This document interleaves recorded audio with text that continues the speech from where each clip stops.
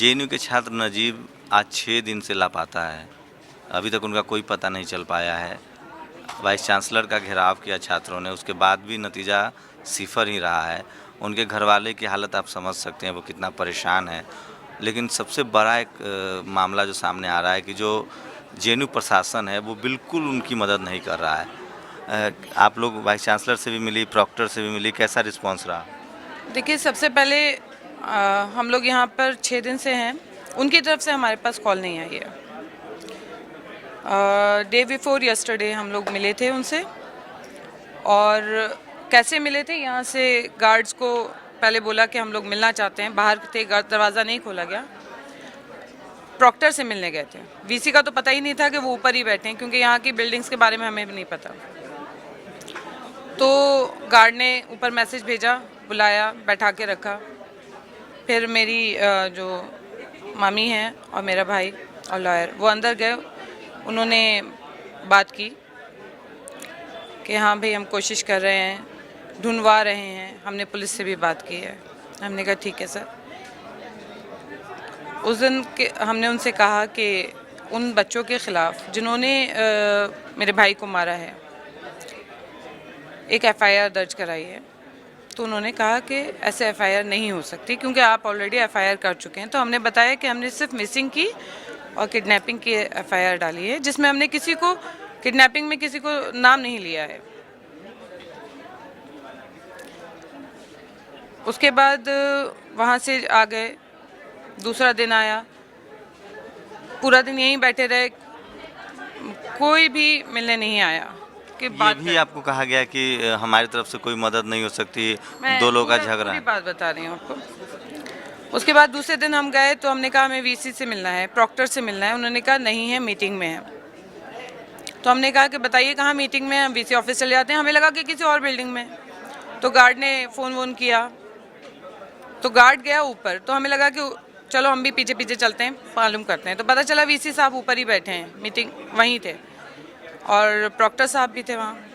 बहुत शोर किया, बहुत हंगामा किया कि हमें मिलना है उनसे, अब तक क्यों नहीं मिले हैं, क्या उनकी जिम्मेदारी नहीं बनती है कि हमसे आके मिलते। उनकी वो वीसी का मतलब है कि वो इस पूरे उसके गार्जियन है, वो फादर हैं। उनका बच्चा गुम हुआ है, उनकी जिम्मेदारी नहीं थी कि ये माँ बाहर बैठी हुई है सुबह से शाम तक यहाँ पे, उससे पूछ लेते, उसे तसल्ली के 2 अल्फाज कह देते। नहीं आए। हम लोग ज़बरदस्ती गए, मिले, उनसे बात की। उन्होंने तो कुछ बोला नहीं ज़्यादा, जो बातें की हम ही लोगों ने की। हमने उनसे कहा कि आप क्या एक्शन ले रहे हैं उनके ख़िलाफ़।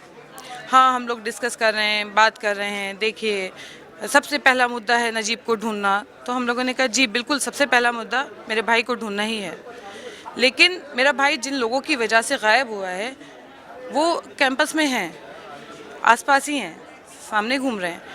क्या उनसे क्वेश्चन करना आपकी ड्यूटी नहीं है? क्या उनको, उनके बारे में रिपोर्ट करना पुलिस को आपकी ड्यूटी नहीं है? रेस्टिकेट मत करो, लेकिन आप उनको कम से कम सख्ती तो करो, पूछो तो कि भाई क्या ऐसा हुआ जिसकी वजह से आपने ऐसा किया। उन्होंने कहा कि नहीं, हम लोग बातचीत कर रहे हैं, हम लोग सोच रहे हैं इसके बारे में। हमने कहा आपने एफआईआर क्यों नहीं कराई? तो उन्होंने कहा कि पुलिस ने कहा है हमसे कि एफआईआर पे एफआईआर नहीं होती है। हमने उनसे बोला कि सर, हमारी एफआईआर पे आप एफआईआर मत कराइए, हमने मिसिंग की कराई है ना। आप एफआईआर कराइए कि आपकी यूनिवर्सिटी में झगड़ा हुआ है नजीब और एक ग्रुप में, ठीक है। मेरे भाई को भी उसमें डालिए, मैं ये नहीं कह रही।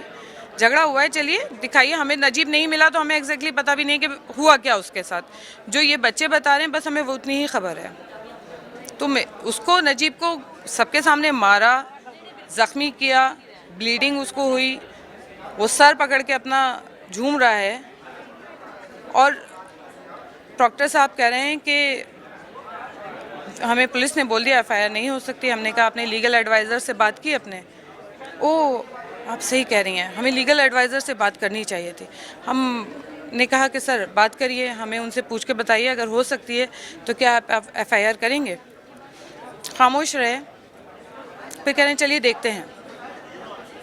ये उनका डे बिफोर यस्टरडे स्टेटमेंट था। कल हमने उनसे एक चीज़ और बोली कि सर अब हम आपके दरवाजे पर नहीं आएंगे खटखटाने। हमें बहुत शर्मिंदगी हुई कि हम जाहिलों की तरह मतलब ज़ोर से बोले। हमारी ये तहजीब नहीं है, हमें हमारे माँ बाप ने ऐसे परवरिश नहीं किया कि हम बदतमीज़ी करें। हम बाहर चिल्लाए तो वो मुझे अच्छा नहीं लगा। मेहरबानी करके आप डिसीजन ले लें, तो हम बाहर बैठे हुए हैं, आप हमें बुला लीजिएगा। कल 6:30 बजे तक मैं यहाँ बैठकर वेट करती रही। जो बच्चे कर रहे हैं, हमने उनसे कोई बात भी नहीं की, ये लोग अपने कर रहे हैं। रिकॉर्डिंग सब हो रही है, सभी देख रहे हैं, हम लोग चुपचाप यहाँ बैठे हुए थे।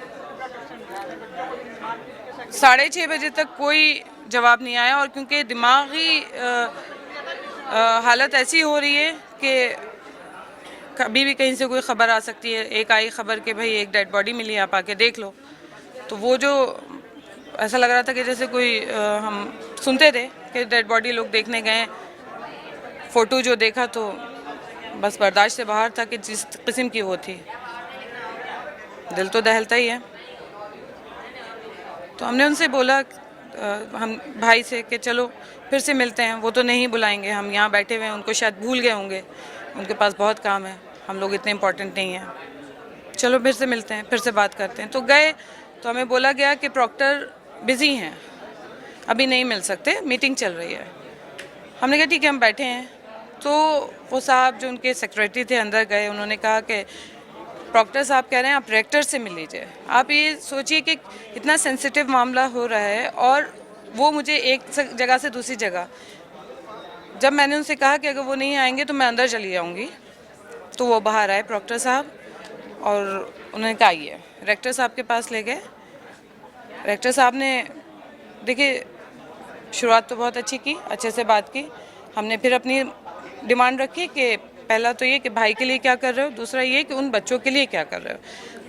वो भी बच्चे हैं, भटक गए हैं, लेकिन उनको प्रेशर बनाओ ना कि बताएं कि कहाँ हैं। हो सकता है कुछ भी पॉसिबल है, उनके खिलाफ उनको कम से कम एफआईआर तो दर्ज कराओ। एफआईआर नहीं हो सकती है, उन साहब ने हमसे कहा। हमने कहा आपने मालूम किया, मैं अभी बुला लेता हूँ अपने लीगल एडवाइज़र को, उनसे आपकी बात करा देता हूँ। मैंने कहा प्लीज़ बुला लीजिए। फ़ोन आया, फ़ोन पे बात हुई। लीगल एडवाइज़र तो नहीं आए, लेकिन वो मुस्तकिल यही कहते रहे कि हम आपको बता चुके हैं। फिर आखिर बीच में एकदम उनका पारा थोड़ा हाई हुआ।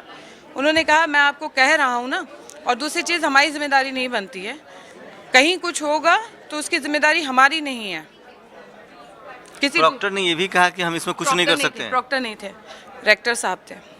वाइस चांसलर से भी बात, साहब तो कुछ बोलते ही नहीं है। वो तो उनसे जब सवाल करो तो कहेंगे ये जवाब देंगे, वो जवाब देंगे। आप कह रही थी कि किसी ने कहा कि इस मामले में हम कुछ नहीं कर सकते, एडमिनिस्ट्रेशन कुछ नहीं कर सकते। हाँ, उन्होंने ये चीज़ बोली कि कुछ नहीं कर सकते। नहीं, उन्होंने कहा हम एफआईआर नहीं करा सकते। वहाँ पे हुआ है तो वो वहाँ पे जो लोग थे उन लोगों को एफआईआर करानी चाहिए थी। ये हमारी जिम्मेदारी नहीं है, हम क्यों कराएंगे एफआईआर। तो मैंने कहा वो आपके एडमिनिस्ट्रेशन में आता है, आपकी जिम्मेदारी नहीं बनती। वाइस चांसलर से आप लोग की मुलाकात हुई? एक दिन हुई थी, जो ज़बरदस्ती मिलकर आए थे। उसके बाद वाइस चांसलर साहब के लिए कह दिया गया था कि कल नहीं है। तो कुछ कहा वाइस चांसलर ने? क्या कहा? कुछ आश्वासन दिया, कुछ कहा? वो कुछ नहीं बोल रहे थे, बता तो रहे। उन्होंने सिर्फ, रेक्टर साहब ने कहा कि आप मुझसे कह रही हैं, जबकि मैं क्यों कराऊं एफआईआर, जबकि मेरे यहाँ नहीं हुआ है, वो तो वहाँ हुआ है, वो वार्डन की जिम्मेदारी है उसकी, फलां की। उन्होंने कंधे झाड़ दिए कि यहाँ मेरे उसमें थोड़ी हुआ है जो मैं एफआईआर कराऊं। नजीब की माँ है, और आज 6 दिन हो गए हैं, एक लंबा समय बीत चुका है, और जेएनयू से नजीब गायब है। उनकी हालत का आप अंदाज़ा लगा सकते हैं कि एक माँ के लिए कितना दुखद है कि उनका बच्चा गायब है। 6 दिन हो गए जेएनयू जैसे संस्थान से गायब, और कुछ पता नहीं चल रहा है। एडमिनिस्ट्रेशन भी बहुत मदद नहीं कर रहा है, इन लोग का कहना है। लगातार लड़के प्रोटेस्ट कर रहे हैं, लेकिन बीच बीच में कई तरह की खबरें भी आ रही हैं। एक खबर आई थी कि कुछ पुलिस ने कुछ इन्फॉर्म किया था, तो उसके बाद फिर आप लोगों ने उसकी पहचान की, शिनाख्त की? वो हमारा बच्चा नहीं था, वो कोई और है। शिनाख्त करने गया था मेरा बेटा, मेरा उसका कज़न, वो लोग नहीं थे। पुलिस ने नहीं बताया था, वो तो किसी पर्सनल कोई था हमदर्द, जिसने कहा। मुझे पता चला ब्लैक टी शर्ट और ग्रे पैंट पहने हुए एक बॉडी ऐसे ऐसे फला जगह है। पुलिस की तरफ से नहीं आया था ये। वो मेरे बच्चे वहाँ गए, देख कर आए, वो हमारा बच्चा। आप लोग वाइस चांस मेरा बच्चा हो, वो मेरा बच्चा सही सलामत चाहिए मुझे। कैसे सोच सकती है ऐसा हुआ होगा? मेरा बच्चा मुझे सही सलामत चाहिए। तो आप लोग वाइस चांसलर से भी मिली थी, तो उसने कुछ मदद का आश्वासन दिया, कुछ कहा कि कुछ कार्रवाई करें? कुछ नहीं देंगे हम, आप जो करना थे कर चुके, दूसरी रिपोर्ट नहीं होती है और हम नहीं करेंगे। और कोई मदद नहीं की हमारी। कोई मदद नहीं। अगर कोई मदद करते नहीं, बच्चों को उठाना पड़ता है ये स्टेप। अगर वो सामने से खुद ही चले जाते और कर देते रिपोर्ट, तो एक्शन ले लेते, उन बच्चों को ही गिरफ्तार कर लिया जाता, उनसे पूछताछ की जाती कि हाल में उन पे प्रेशर पड़े तो मेरे बच्चे को छोड़ दें। वो कहा कोई जेएनयू का जो प्रशासन है, चाहे वह प्रॉक्टर हो या वीसी हो, कोई मिलने नहीं आया आप लोगों से? पास खुद से कोई नहीं आया। मैं 2 बार ज़बरदस्ती गुस्सा करने के पहुंची हूँ ऊपर। पुलिस वाले की तरफ से कोई मदद आया है बात करने, कोई पूछताछ करने, कुछ भी? जब मैंने रिपोर्ट लिखाई थी मिसिंग की, उसके बाद 17 तारीख को 3 लोग आए थे। उन्होंने दोबारा फिर 2-3 घंटे लगा के हमसे पूछताछ की। उसके बाद आज तक ना कोई रिजल्ट है, ना कोई पूछताछ है, ना कोई फ़ोन है, कुछ नहीं। आखिरी बात आपकी नजीब से क्या हुई थी? आपकी आखिरी बात अगर हुई थी तो क्या बात हुई थी? यही बात हुई थी कि मैं पहुंच गई हूँ आनंद विहार और मैं तुम्हारे पास पहुंच रही हूँ। उसने कहा था मुझसे, अम्मी मैं आपका वेट कर रहा हूँ। ये भी कहा था कि मैं जेएनयू में हूँ। हाँ, मैं उस मोबाइल उसके पास था। मोबाइल मुझे उसके बिस्तर पे पड़ा मिला है। बोला मैं अम्मी अपने रूम पे हूँ, आप आ जाओ, मैं आपका वेट कर रहा हूँ। आप अंदाज़ा लगा सकते हैं एक माँ के दर्द का। और सबसे बड़ा जो सवाल खड़ा होता है वो जेएनयू एडमिनिस्ट्रेशन पर खड़ा होता है। वाइस चांसलर हैं, प्रॉक्टर हैं, वो मिलने तक नहीं आते हैं, कोई आश्वासन नहीं देते हैं। एक जेएनयू जैसी यूनिवर्सिटी से एक छात्र गायब है और 6 दिन हो चुके हैं, और एडमिनिस्ट्रेशन की ये रवैया है कि वो परिवार वाले यहाँ 6 दिन से जेएनयू में पड़े हुए हैं, लेकिन कोई मिलने नहीं आता है। इन लोगों का कहना है साफ साफ कि 2 बार ये ज़बरदस्ती करके उनके पास पहुँचे, उसके बाद भी कोई आश्वासन नहीं मिला। और सबसे बड़ी बात है कि ये पब्लिक डोमेन में है कि एक लड़ाई हुई थी, मारपीट हुई थी 2 गुटों के बीच, जिसमें नजीब था और एक तरफ से एबीपी के लोग थे। इस तरह से एक एफआईआर भी दर्ज नहीं की गई है। इन लोगों की तरफ से जो शिकायत दर्ज कराई गई थी उस पर भी अभी तक कोई कार्रवाई होते हुए नहीं दिख रही है। और वीसी ने मना कर दिया, प्रॉक्टर ने मना कर दिया कि वो अपनी तरफ से कोई कार्रवाई नहीं करेंगे। तो आप अंदाज़ा लगा सकते हैं कि जेएनयू में क्या सब चल रहा है। राजनीति के नाम पर बहुत ऐसे चीज़ें हो रही हैं जो शायद किसी यूनिवर्सिटी में नहीं होना चाहिए था, चाहे वो किसी पक्ष से हो, लेकिन ये सब चीज़ें हो रहा है। और उसकी कीमत एक छात्र को चुकाना पड़ रहा है जो दूर से कहीं पढ़ने आता है जेएनयू में, जिसकी बहुत सारी उम्मीदें हैं, जिसके परिवार वालों को उससे बहुत सारी उम्मीदें हैं, और वो छात्र आज 6 दिनों से लापता है। और जेएनयू प्रशासन, वाइस चांसलर हो या प्रॉक्टर हो, वो कुछ भी करते हुए नहीं दिख रहे हैं। कैमरामैन गौतम के साथ शंभू कुमार सिंह, नेशनल दस्तक, जेएनयू, दिल्ली।